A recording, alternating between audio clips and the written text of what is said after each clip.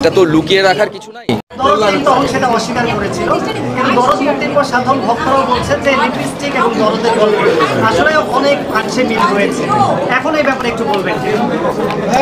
আমি একটু আগে এই প্রশ্নটা করা হয়েছে, একটু আগে করা হয়েছে।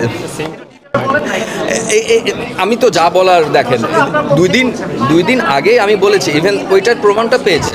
তো এখানে আর বলার কিছু নাই, যে যার মতো করে আসলে এটা তো লুকিয়ে রাখার কিছু নাই, এটা অলরেডি বের হয়ে গেছে, সবাই বলছে। তো এই তো আমার বলা না বলা ম্যাটার করে না, দর্শক যেটা বলছে ওইটা ম্যাটার করে।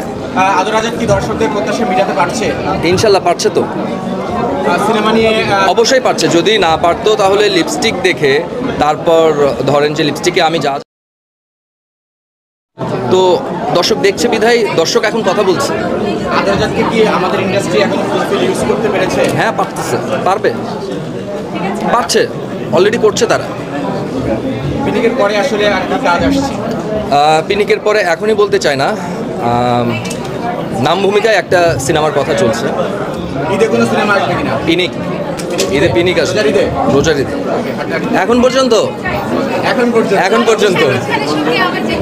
এখন সিনেমার স্বার্থে এখন তো যে যার, মানে প্রশ্নটাই না কেমন, ঠিক আছে? এখানে ধরেন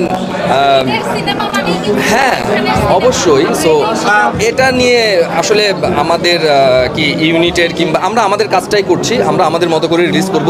কোন ছবি আসবে না আসবে এটা নিয়ে আমরা এখন বদার না।